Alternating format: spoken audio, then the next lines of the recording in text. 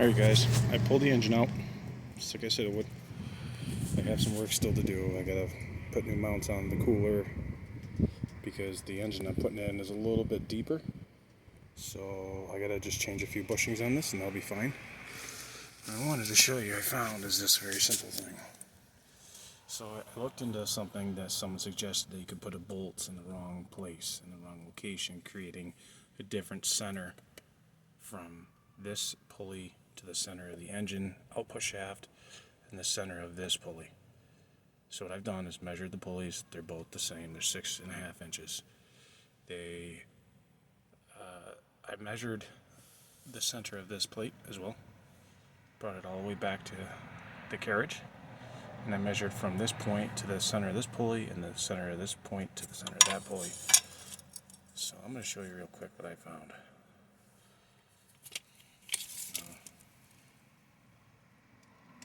Center to pulley, center to pulley is just about 5 3/16, give or take. Switch hands here.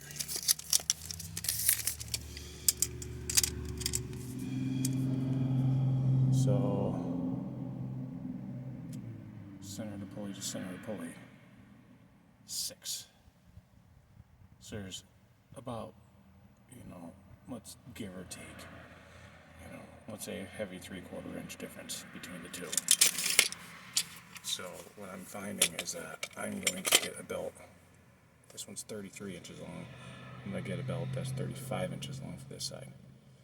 And this pulls up on the shaft, so if there's a little discrepancy between this belt and this belt, it's okay because that picks that up. I'm also putting a new spring in because that one's older. But maybe this will show you guys something. I read in all the manuals that these are supposed to be the same belts. Well, you can clearly see the center of this bracket is not the center of that.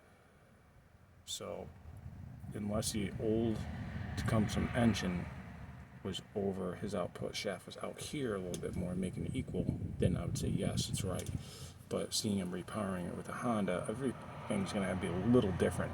But maybe this can help someone out. So I pulled the engine, found the center of the output shaft on the Honda engine, and it matches the center of this bracket. So that's what I got to do to fix my problem.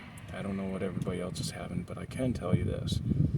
There is only one bolt there and one bolt there that pump can get mounted to. There is no other bolt holes.